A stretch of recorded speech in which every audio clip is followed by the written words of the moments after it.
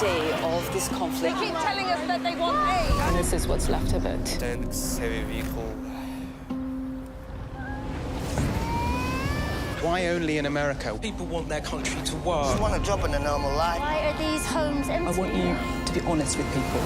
That has happened within minutes. Sky News, the full story first. Tonight, public mourning and fireworks, how Iran is reacting to the death of its president. The regime's message is that nothing has changed, so should we still expect repression at home and agitation abroad? Funeral rites will be held for Ibrahim Raisi in 3 cities over 3 days. State media have blamed the helicopter crash on a technical fault.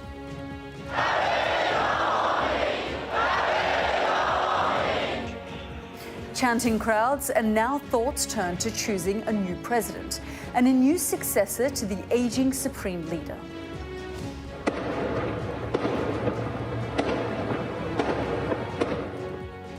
But among the young, relief that the man who earned the title, the Butcher of Tehran, is now dead. You know, we believe that he executed so many people in Iran, so yeah, we were happy.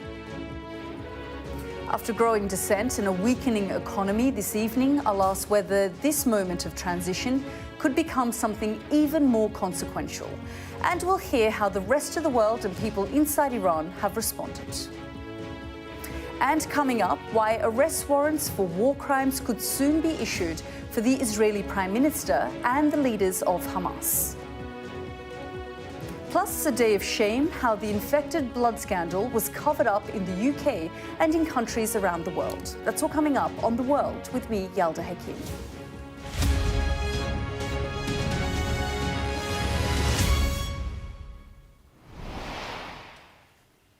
Good evening. When Ibrahim Raisi came to power 3 years ago in a rigged election, many believed it was potentially a stepping stone to a bigger position. Ali Khamenei, Iran's supreme leader, was after all 85 years old and wouldn't be around forever. So surely, when he died, the new president would replace him. Mr. Raisi's sudden death in a helicopter crash overnight has disrupted this carefully planned transition. And what happens next could potentially shake Iranian politics. As with any authoritarian regime, there is a big difference between what's said in public and what's felt in private. Tonight, we'll hear 5 voices from inside Iran, many who say they're happy the president is dead. While this uprising, led by women, was brutally quashed more than a year ago, could we again see a similar public display as funeral rites begin? And what now for Tehran's role as agitator-in-chief in the Middle East? Tonight, we'll answer all of those questions. But let's get started with everything we know about the crash which has forced Iran to these crossroads. Our international correspondent, Alex Rossi, has our first report. As Iranian commandos reached the crash site, it was clear that the failure of the helicopter in bad weather had been catastrophic. A reporter from Turkish television described the devastation.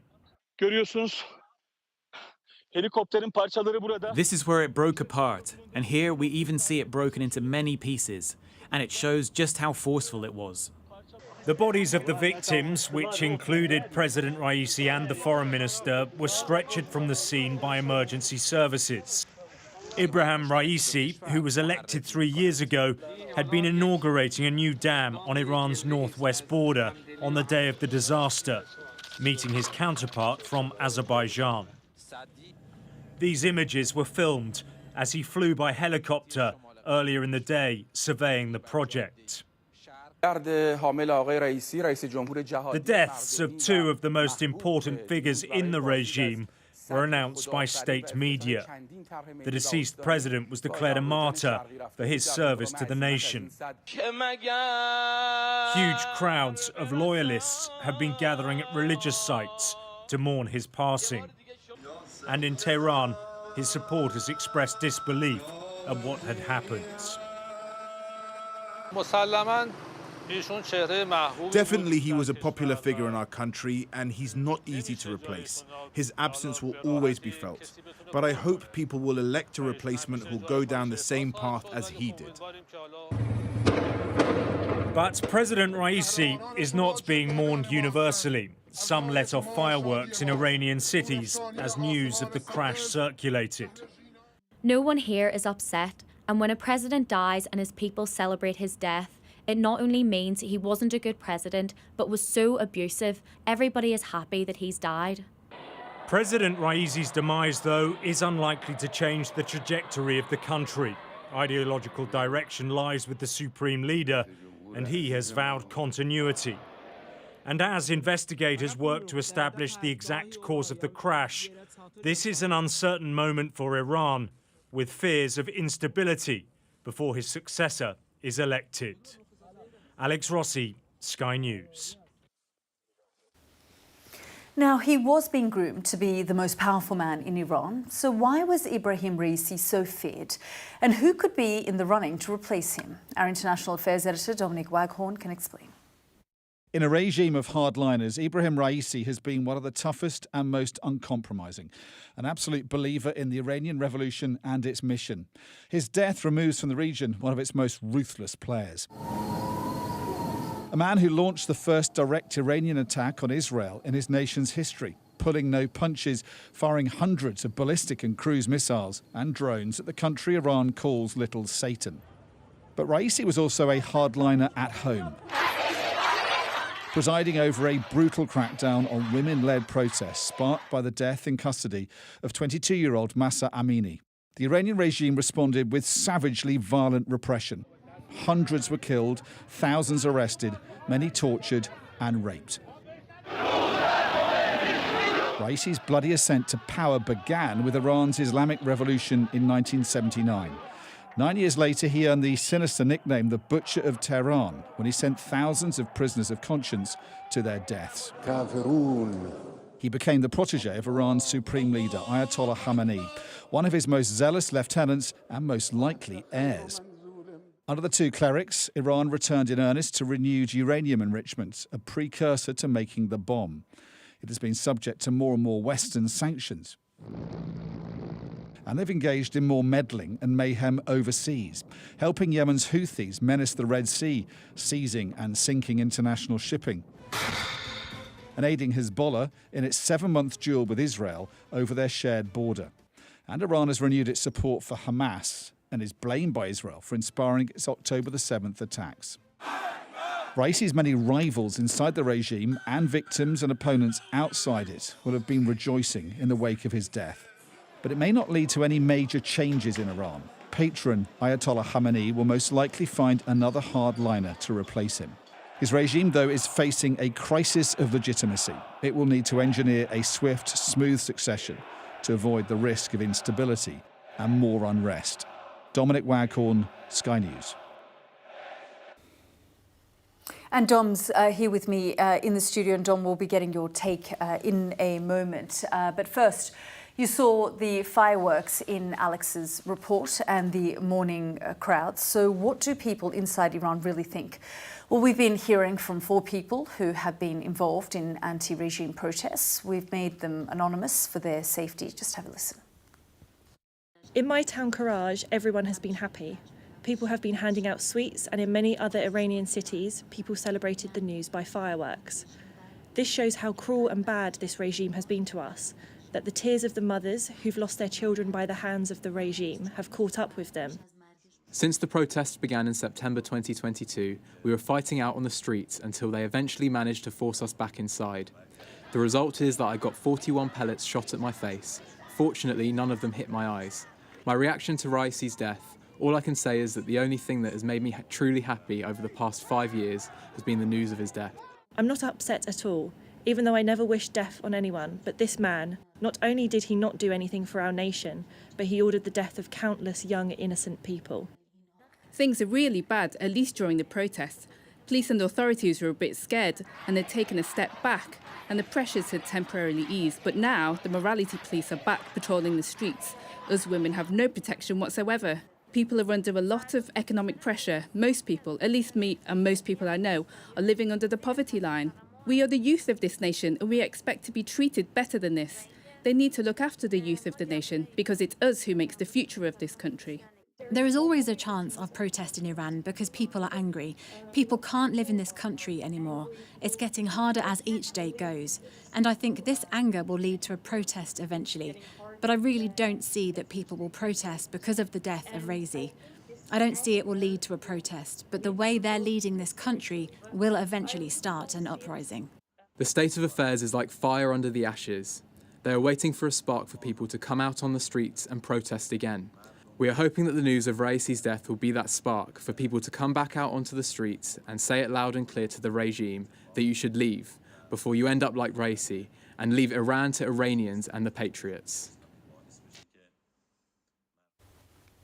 Well, Dom is here with me for more analysis. And Dom, what was really interesting, speaking to one of the young women from Tehran a little earlier, was she said people are either celebrating or they're indifferent. We're getting a sense of the anger that people continue to feel inside Iran. Yeah, the anger, but also I think that the kind of sense of realism that, you know, it's not going to bring about fundamental change overnight.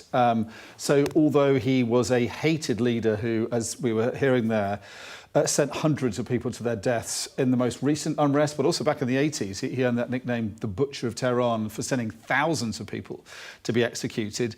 And the repression, the current repression, has seen thousands of people incarcerated. Many of them have been tortured and raped. Rape has been used as a kind of systemic way of crushing this uprising. So for all those reasons, he was hated, and many people will be celebrating his death. But they, I think, are realistic that one hardliner dying does not mean the end of a regime. There are ways to believe that it could hasten the end of that regime, but it's certainly not going to lead to change overnight, because his mentor, his supreme leader, Ali Khamenei, the supreme leader, will find others. He wants to find another hardliner to replace Raisi, who will continue his work. OK, Dom, we're going to keep you right there and get another view from inside Iran. I'm joined now from Tehran by political analyst Hamid Reza Gholamzadeh. Thank you very much, Mr. Gholamzadeh, for joining us here on the programme. A very tragic way to die, the president of Iran and the foreign minister.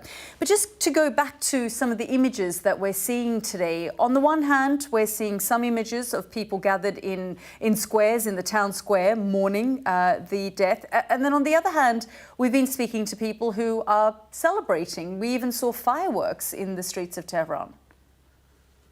First of all, thank you very much for having me. So it's natural to have opposition and positions in any country. So there have been some people who were against the President Raisi, his government, or even against the establishment. And there are people who attended protests in several occasions, like a couple of years ago. So they are still unsatisfied with the government, and they might be protesting.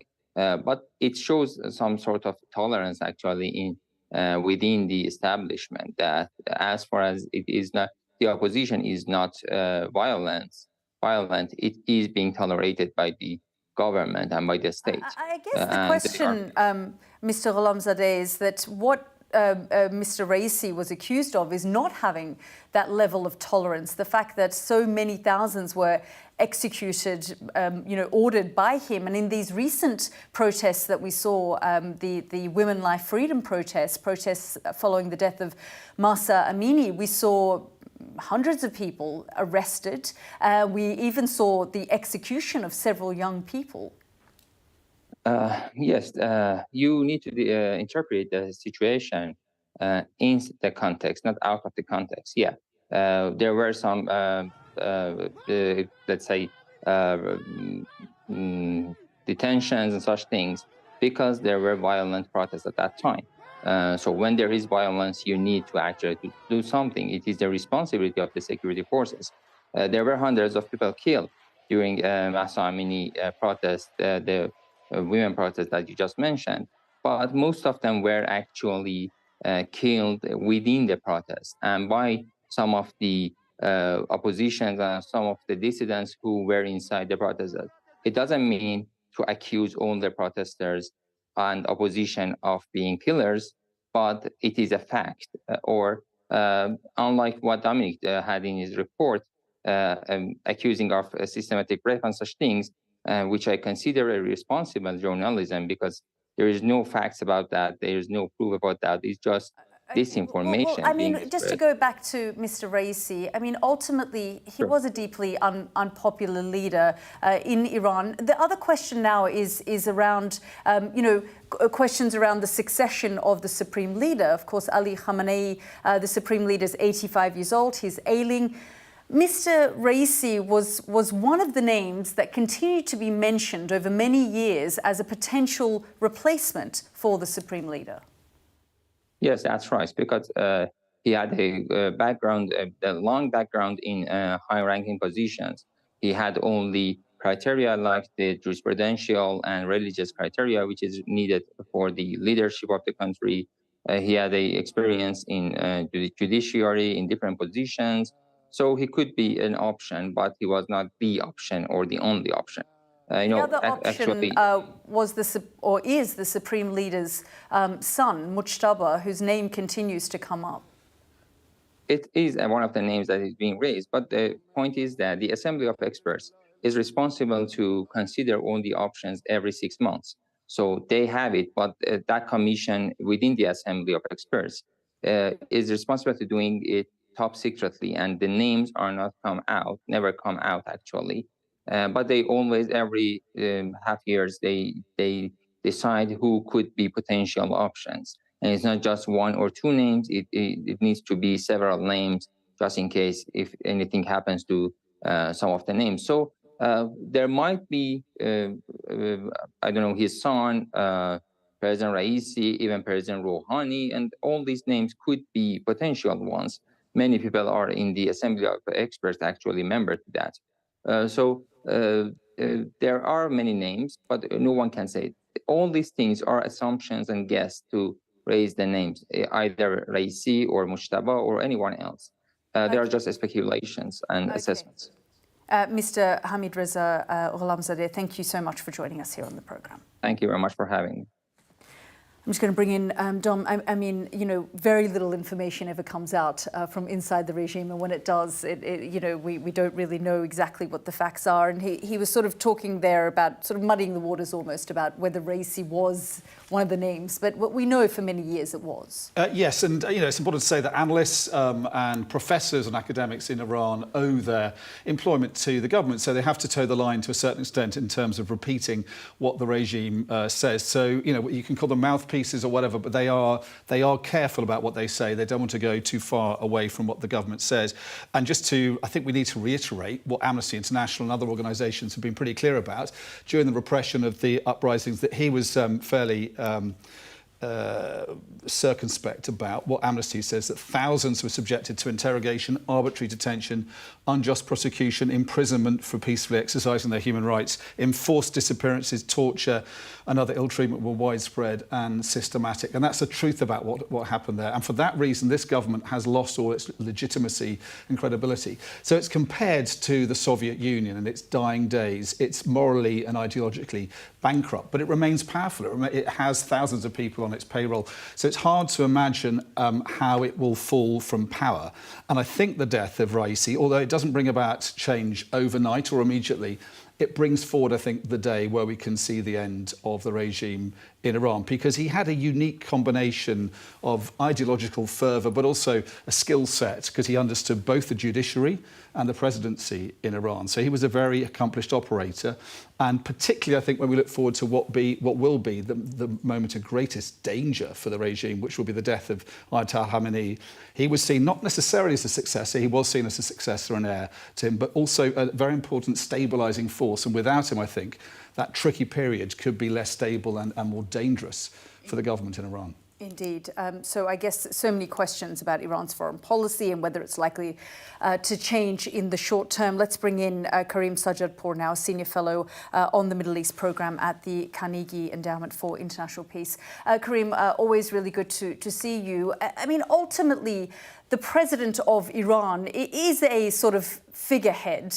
He doesn't make the big sort of national security policies or decision making, and certainly not foreign policy either. That's right, Yalda. I don't think we're going to see any meaningful change in Iran's external conduct, its regional activities, its nuclear ambitions. And internally, I don't think that Raisi's death will have a profoundly destabilizing effect in the near term. What's most impactful is how this affects Iran's medium-term future once 85-year-old Supreme Leader Ayatollah Khamenei leaves the scene. Because as you alluded to, Raisi really was one of only two people who were seriously in the conversation for succession, the other being Khamenei's son, Mojtaba. And Iran is a very conspiratorial political culture. And I doubt many people will believe this was actually an accident. And so I think that it throws into question the stability of the system in a post-Khamenei Iran. Karim, I wonder, I mean, do you think that we're going to see a power struggle within those hardline clerics, or will they ultimately just close ranks?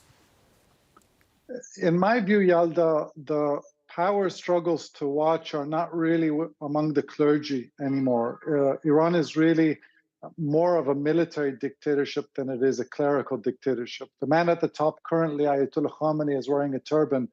But if you think about Iran as a power pyramid, you know, the turban is at the top, but the body of the pyramid is really the military. And I think that the differences within the Revolutionary Guards are more likely to shape Iran's future, in particular between military men who want to continue with the revolutionary ideology of 1979, death to America, death to Israel, and the mandatory veil, and those who want to open up the country, like the Chinese did in the 1970s, to put the country's national and economic interests before revolutionary ideology. I think that's going to be one of the big struggles in Iran in the coming years. So would you say then, would it be fair to say that the clergy at this point or the clerics have almost checked out?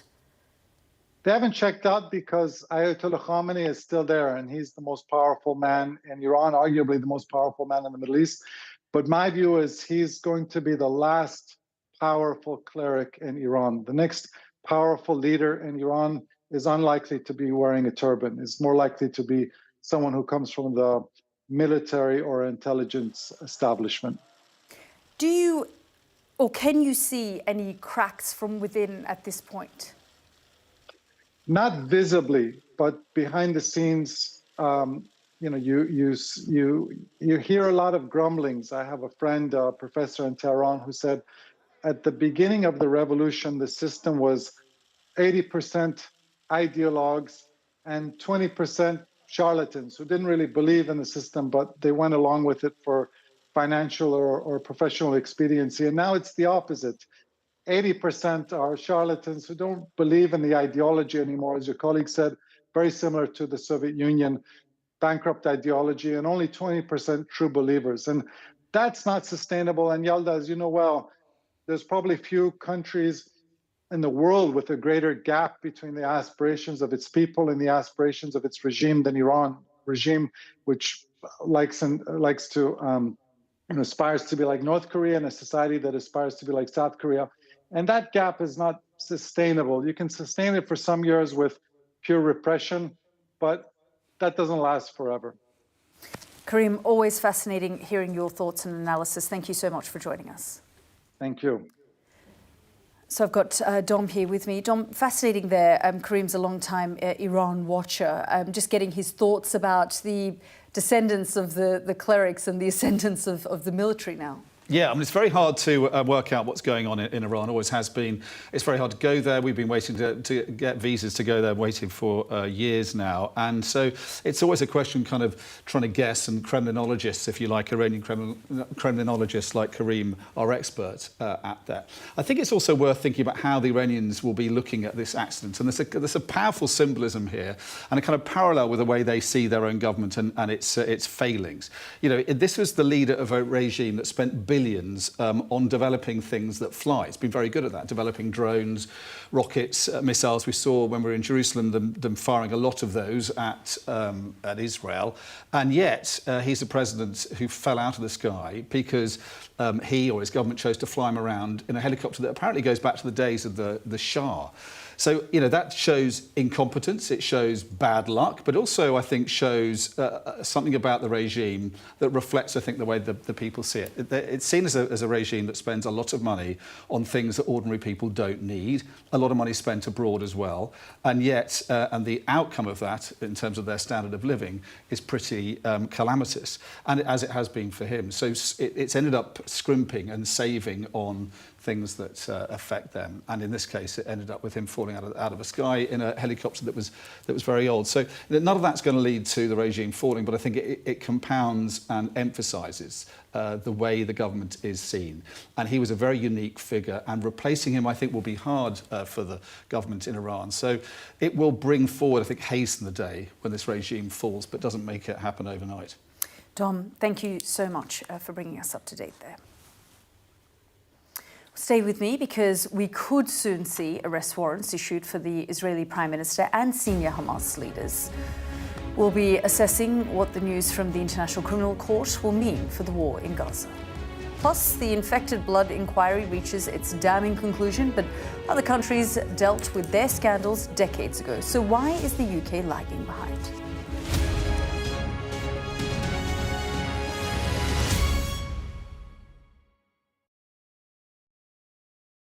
The journey's been so smooth and overwhelming with the support that's been reaching out to us, from people flying out and joining us on the bikes, as well as support drivers flying out supporting us in Bulgaria, Turkey, as well as tour guides, tour companies reaching out and saying that they want to support us and host us in their countries, and also facilitating support drivers throughout their country. It's truly been overwhelming with the support that's been getting reached out to us. I actually don't know how I managed to carry on cycling during my fast, because when I look back now, I'm craving food during the cycle.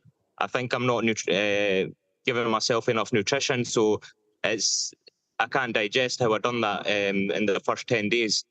But as we've reached Jordan, the weather's just got more and more intense. The heat right now is 36 degrees, so we're having to start our cycles 5 a.m. in the morning just to try and get as much of the cycle done before the height of the sun.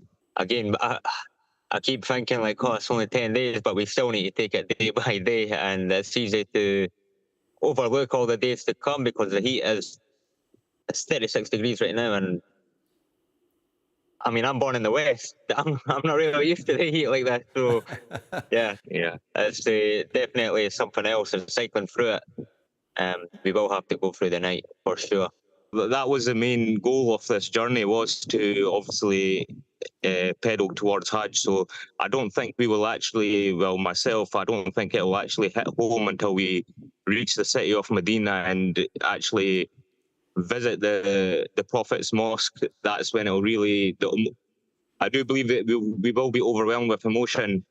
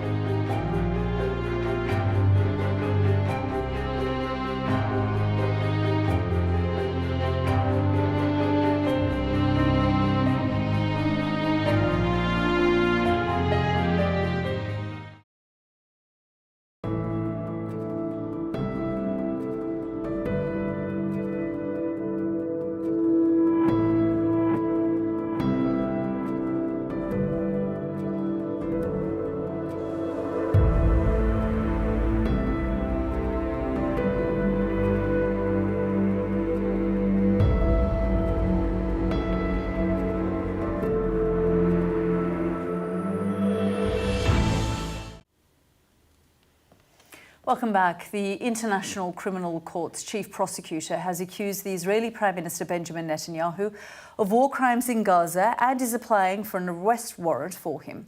Karim Khan is also seeking arrest warrants for Israel's defense minister and 3 Hamas leaders. He says Israel is using starvation as a method of warfare in Gaza and described Hamas's attacks on October the 7th as unconscionable crimes. Our Middle East correspondent Yalda Hakim reports. The charge sheet against Benjamin Netanyahu and his defence minister Yoav Gallant is scathing. To be accused of war crimes alongside some of Hamas's senior leaders is deeply humiliating for the 2 Israeli politicians. As well as Netanyahu and Gallant, the chief prosecutor is seeking arrest warrants for Hamas's leader in Gaza, Yahya Sinwar, its military chief Mohammed Daif, and political head Ismail Haniyeh. All 5 men are accused of war crimes and crimes against humanity. International law and the laws of armed conflict apply to everyone. No foot soldier, no commander, no civilian leader, no one can act with impunity. Nothing on earth can justify willfully depriving human beings, including women and children, babies, the old and the young, of the basic necessities required for life. The charges mostly relate to the October the 7th terror attacks by Hamas and the Israeli response since. There is also reference, though, to illegal Israeli settlements in the West Bank. The charges against the Israeli leaders also reference the humanitarian crisis inside Gaza and accuse Israel of deliberately withholding aid. Benjamin Netanyahu hit back at the charges. The prosecutor's absurd charges against me and Israel's defense minister are merely an attempt to deny Israel the basic right of self-defense. And I assure you of one thing, this attempt will utterly fail. A panel of judges at the ICC will now consider the request before deciding whether arrest warrants can be issued. My guess is that these judges will have been presented with the evidence in an easily digestible form, and they will make their decisions pretty rapidly. I would think weeks, not months.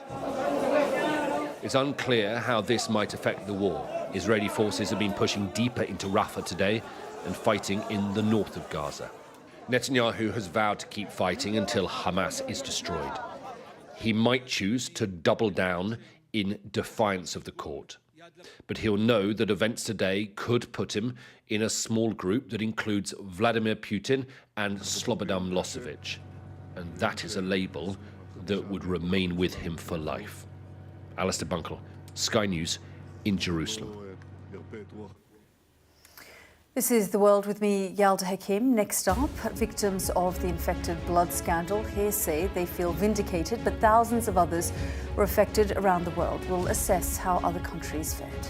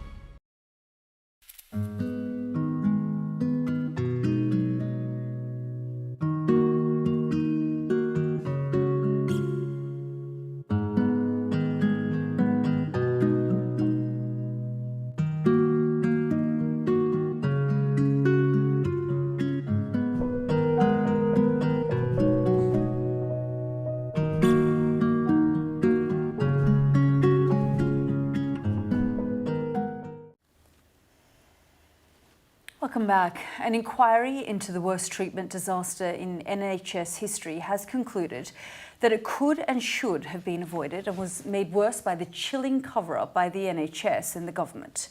30,000 people were infected with HIV and hepatitis C after being given contaminated blood products between the 1970s and the 1990s.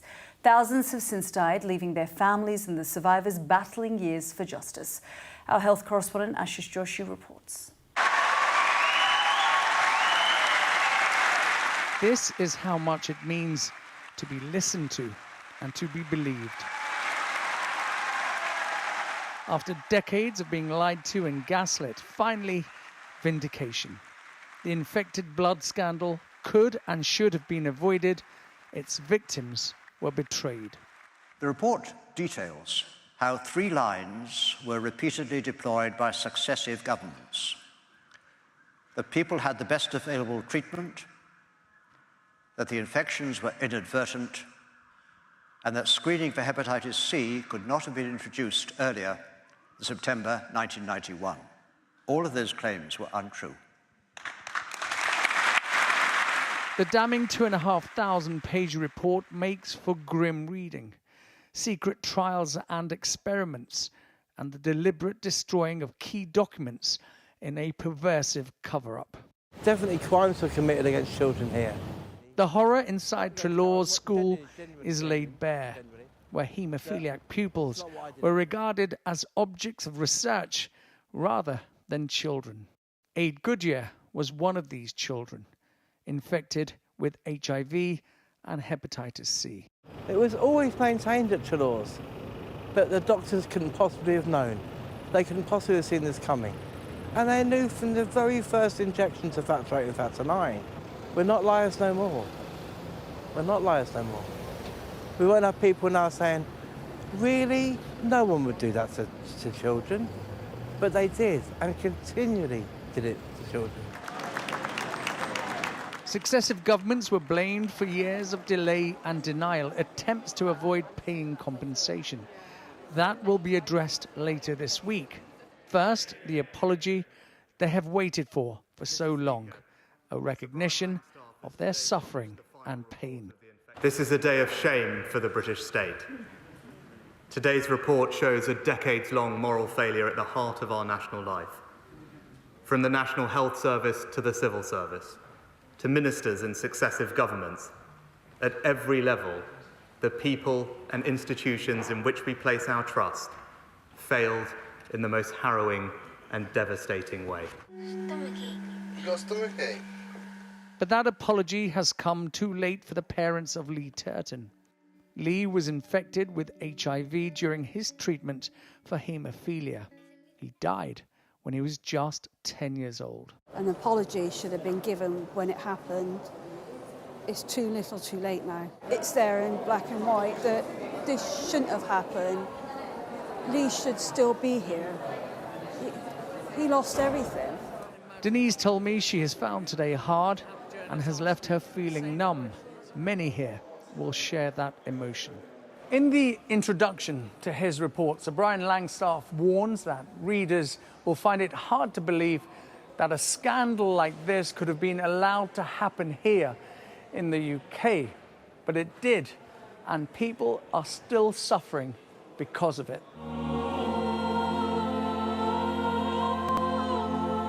It is impossible to right those wrongs, but now is the time to try.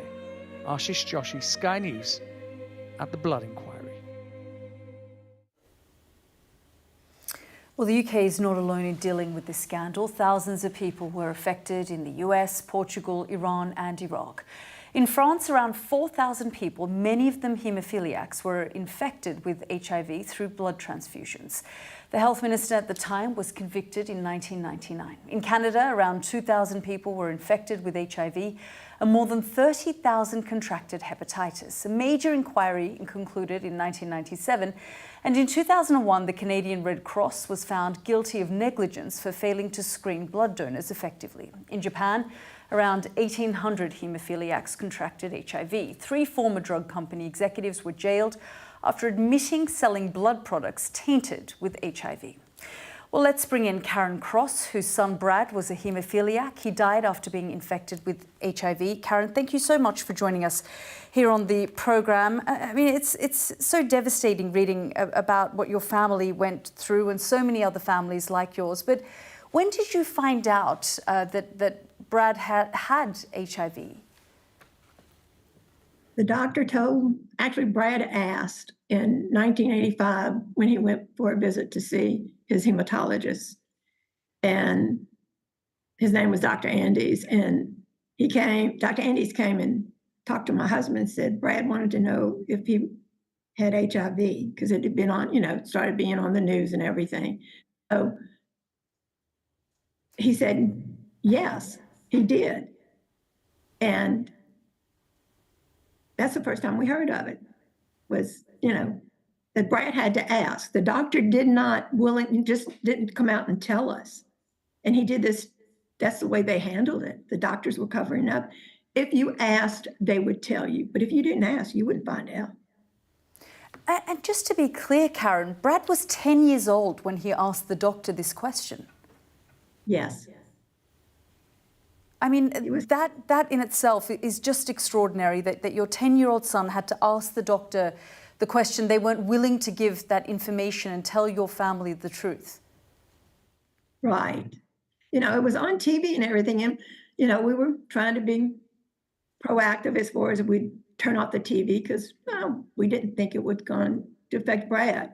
But, it was everywhere. And I guess, he wanted to know. And your family, Brad, suffered for many years. He passed away at age 17. But at what point did you feel, or do you feel, that you ever received any kind of justice? We never received an apology like y'all have from your government and your government agencies. We got compensation from the Ricky Ray bill, which we fought for, like your victims have fought. And we had to fight for that. But the government never did apologize. Matter of fact, the pharmaceutical company never did. In a hidden room, the only place where I guess I got some satisfaction was in the basement of a hotel in 2000. We had a big meeting, and it was a secret meeting, and we couldn't invite a lot of people to it from the hemophiliac community, but we had all the major people from the 4 pharmaceutical companies. And they listened to everybody who was there, and they told their stories, what they had been through. Parents, some were people themselves who were infected.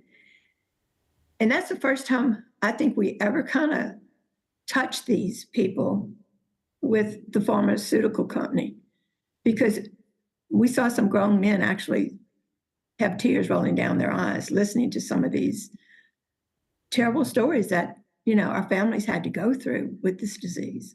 Yeah, I mean, taking on a pharmaceutical company, or many pharmaceutical companies, is quite a task, and it's what you had to go through to receive some kind of compensation. Yes. We fought for many years. We lobbied our government, and they finally admitted they were wrong because they passed what they call the Ricky Ray bill, which I'm sure some of y'all, especially your hemophiliacs, may have heard of it. But we passed it, but they didn't finance it. And it wasn't until later when we were in mediation, and my husband was one of the lead representatives for the community who were in the lawsuit,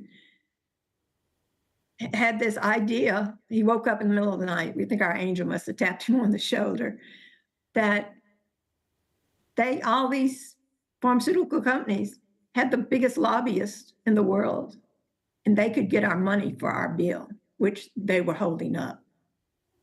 And so next morning, first thing, we won't even come to the table unless you show good faith by getting the money for our bill.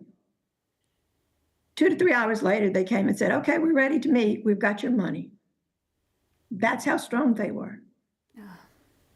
Well, we're really grateful that you've shared your story with us, Karen. Thank you so much. Thank you for having me. And I'm so happy for the hemophiliacs who are finally getting their chance to feel a little bit of success, or, for their loved ones being recognized and getting some help that they need.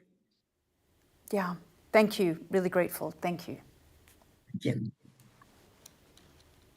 And we'll be staying with that story next. This is The World with me, Yalda Hakim. Next up, I'll be speaking to a lawyer who won a significant victory for victims of the infected blood scandal in the United States.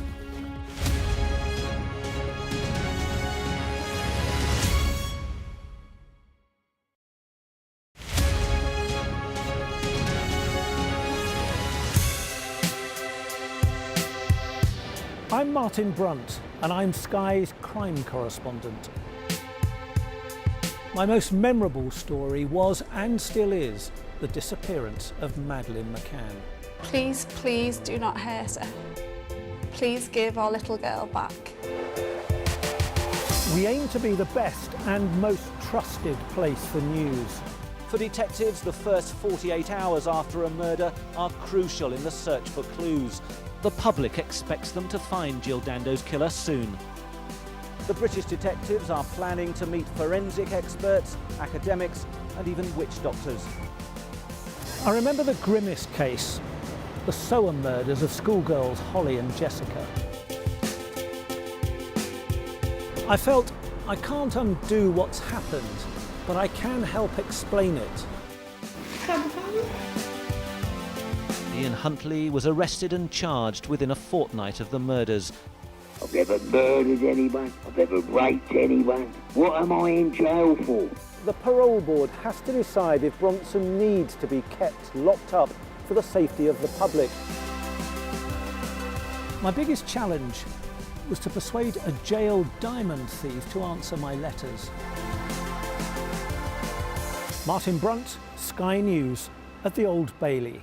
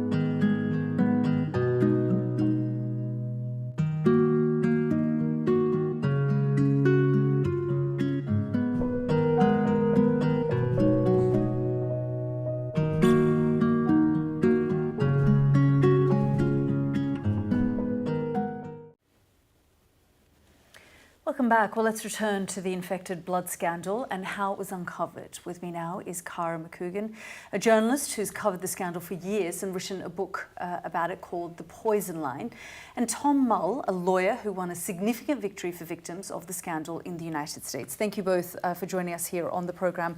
Tom and Cara, we just listened to Karen, who spoke to us about her son Brad, who died at the age of 17. He was 10 years old when he confronted the doctor. In fact, Karen and her family, they were one of your first clients. They were your first clients, I think. They were, and they were very activist involved in this, and that was got us involved in it immediately. We identified with them. They had a young child about the age of our young child, and we just, like, as you can tell, you just interviewed her, very likable.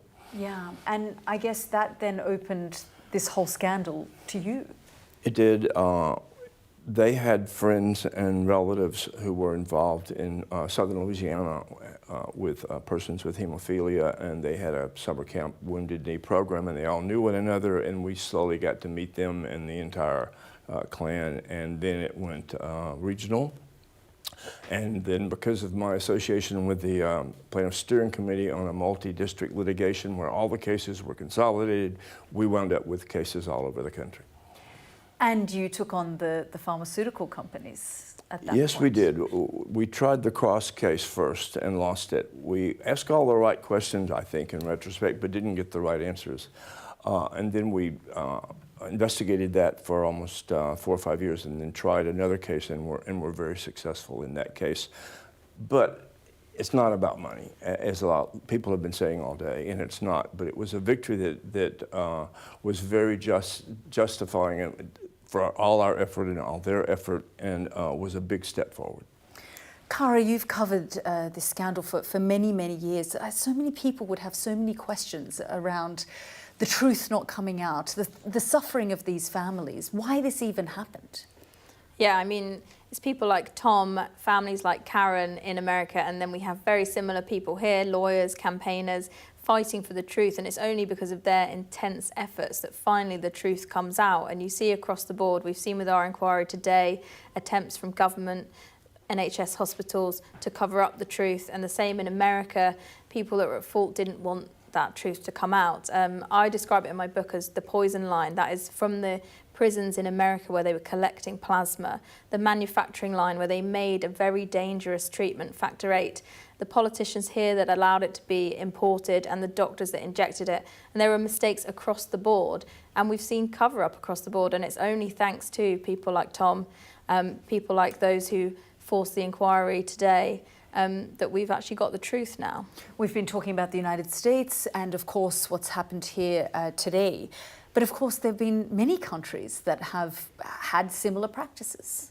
Yeah, so this pharmaceutical product was made in America and shipped around the world. America was known as the OPEC of plasma. It was a billion-dollar business.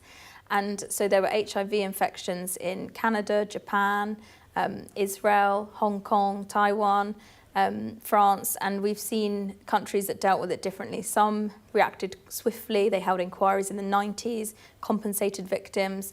Others, they actually went even more draconian and had prison sentences for doctors and pharmaceutical executives. So really reacting a range of reactions across the board. Tom, is there a sense that there's been some form of justice? I know you say it's not about the money, but just something to make the families feel a little bit better, given what they've lost. They've lost their entire lives, really.